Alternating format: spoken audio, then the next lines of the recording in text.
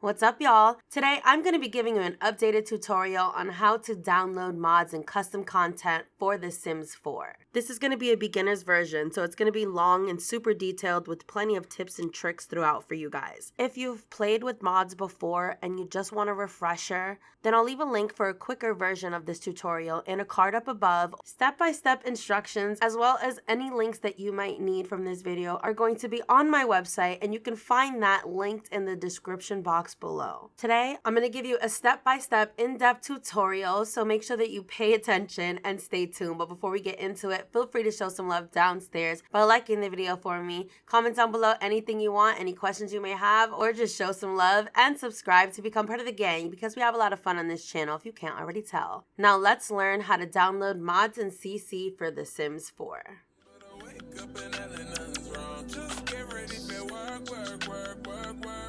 So before we get into the tutorial, you're going to want to make sure that you have a program installed that unzips files, such as WinRar or 7-zip. If you'd like tutorials on how to download these programs, then just check the cards up above. Now the first thing we need to do is enable mods in-game. So load up your game. I have a completely brand new save here, but you can just start up your game as usual. Once your game is loaded, go to the right-hand side and go to Options. Once the menu opens, we're going to go to the third button down, which is Game Options, and click on that. From there, go to this menu on the left-hand side and go all the way down to Other. Now, in order to be able to play with mods, you need to have them enabled in your game first, and this requires a game restart. So you need to make sure you have Enable Custom Content and Mods. And once you click on that, you're going to get a pop-up that tells you that you need to restart your game for this to take effect, and just press OK. Next, we're also going to need to check the box that says Script Mods Allowed. This is super important that you make sure both of these boxes are checked because a lot of bigger mods and more in-depth, intricate mods are script mods. You're going to get a message here that says script mods may cause your game to crash or result in other unexpected behavior. This is just a use at your own risk warning message from EA, so just press this check mark.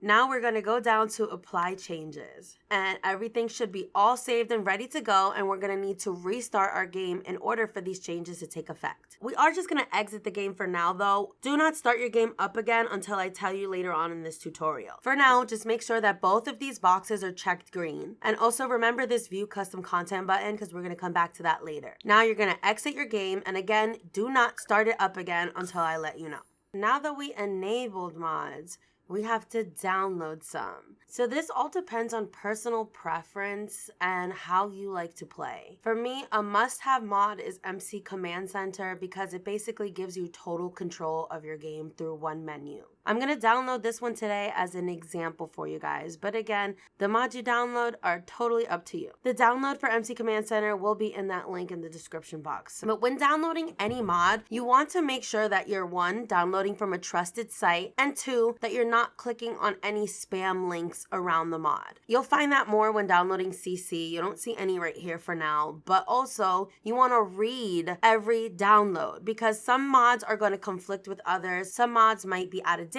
Some mods in CC might require certain packs to be downloaded that you might not have, so it's going to either mess with your game or come up looking crazy on your Sims. So make sure to read the description of every single mod and every single piece of CC that you download. So I'm going to click on this and you'll see the download in the bottom corner. We'll get to that in just a second. Let's move on to some CC. We'll go to my favorite site, The Sims Resource. The Sims Resource for me is a great place to get your CC. They showcase so many talented creators. I could go on, but I have some CC videos as well as must-have lists on my website that I'll also have linked, all that good stuff down below. My website is still under construction, as in it's kind of plain, but if you guys ever need any help or you want some suggestions or you want to just check out some of my must-have videos or my other tutorials, then definitely visit the link below. All right, y'all, so let's take a look at something simple. We'll download a hairstyle, And this dress is super cute. Now, I'm a member, so this downloads instantly for me, but if you're not a member, it might take you a few seconds. And when I say don't click on anything else, I mean that. There's gonna be sites that have ads on them and pop-ups and stuff like that. Make sure you're being very smart about where you're pressing. So you see, if you click on the actual link itself, you're gonna have to go all the way down and press download here. Just make sure you're aware of what you're clicking before you start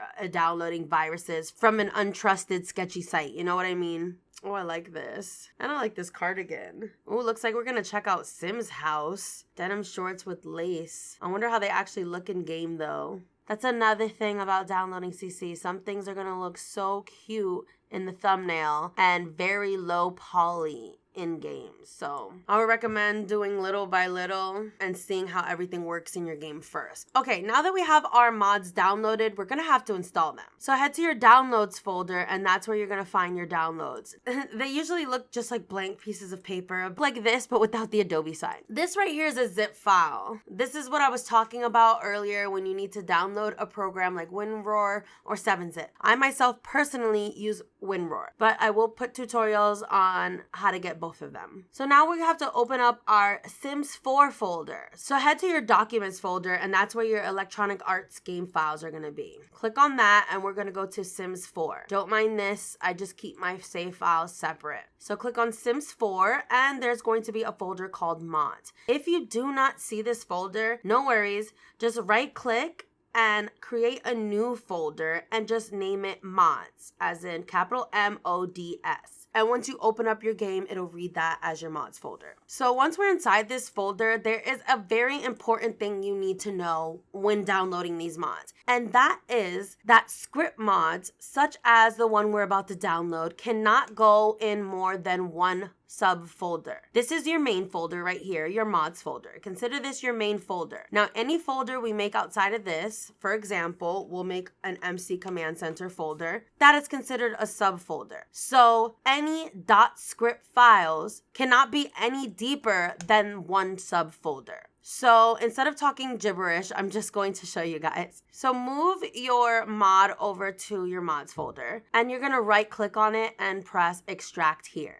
Now it's going to take all of those files out of this zip file, and you can see them all here individually. These zip folders make them a lot easier to download because it makes the file smaller. It compresses the data. So basically you're extracting all of the larger files out of this zip folder. And now you can see those regular pieces of paper. This is what your mod should look like. Another important thing to know is that you need to delete the zip file after you're done. The zip file cannot be in the folder with your mods. It's gonna mess everything up. So make sure you delete all zip files when you're finished. So as you can see, we have a lot of script files here. Script. A lot of script files. This is why we enabled script files in our settings menu. And this is what I mean by these cannot be more than one folder deep. So in order to organize your mods, you can create one subfolder and move all your files into that subfolder. But these script mods cannot go any deeper. So say if I had 3 different mods from the same creator and they were all script mods, I couldn't now go into this subfolder and be like MCC1, MCC2, MCC3.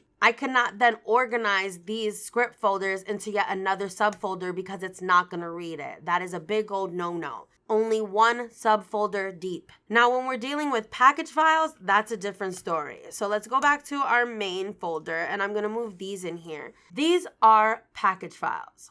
As you can see, when I hover over them, it says package file. Now, these you can organize in up to 5 subfolders, I believe, but try to keep it to a minimum. The most I go is 3. I'm just gonna make one subfolder and name it custom content. And I'm gonna move those files in there, and now we are nice and organized. You really wanna make sure you keep your folder nice and organized every single time you're downloading something new. That will really help you in the long run. Say if you have a bad piece of CC, or if one of your mods is outdated and it's giving you a bunch of errors, you can easily find what's giving you problems and fix it or get rid of it if you keep your folder organized. So now that we have our mods installed in our mods folder, we can now safely restart our game. And while the game is loading, I'm going to give you another pro tip in regards to updating your game. I highly recommend turning off automatic updates because when you update your game with your mods still in the folder, there is a slight risk that the update can corrupt your mods. So you want to remove your mods out of your documents / electronic art / Sims 4 folder, move it out of there temporarily while you're doing game updates, and then put it back in afterwards. And when you do that, you want to check for mod updates, of course, but every time you update your game and you update new mods, you want to delete this file here, local thumb cache. This contains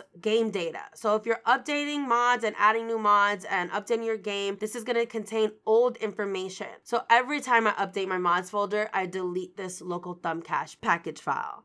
Our game is now loaded up, and as you can see, we have this pop-up menu here that tells you all of the mods and CC that you have installed in your game. So this is really helpful in the beginning to make sure that things are installed correctly. However, once you have things down pat and you start to accumulate lots of CC and lots of mods, and before you know it, your mods folder is 100 gigabytes, then this menu is going to really slow down your game at startup. It's going to take that much longer for your game to start because it's going to be going through this entire list of CC and mods and reading every single file to compile this list. So to stop that, we can just uncheck this show at startup box and press OK. And that will speed up your loading times for those of us who have mass amounts of CC. And if you ever want to see that menu again, then we go into options, game options, other, just like when we were enabling our mods. And now, remember I told you to remember this button here? View custom content. Now, when you click on that and you have loads of mods and CC, again, it's not going to be an instant pop-up. So don't you worry, your game's not frozen. It's just reading the files to make this list. And depending on how many files you have, the longer it will take. But as we can see, we can re-enable the menu if we really wanted to. And here are our mods and CC installed. So far, so good. But now let's just go into our game and make sure that everything is there.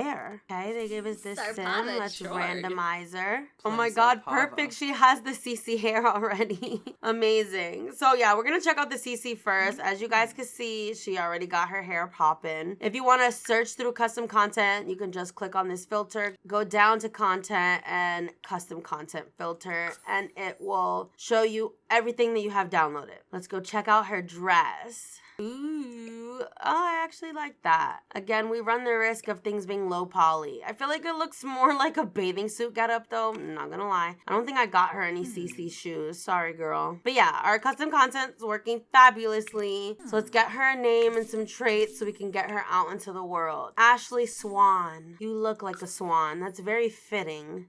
Okay, last thing to do is check to make sure our MC Command Center is in here, and yes, it is. So if you want to find certain mods, you need to read the descriptions, like I said. Sometimes mods can be on the mailbox. A lot of them pop up on the sim in certain ways.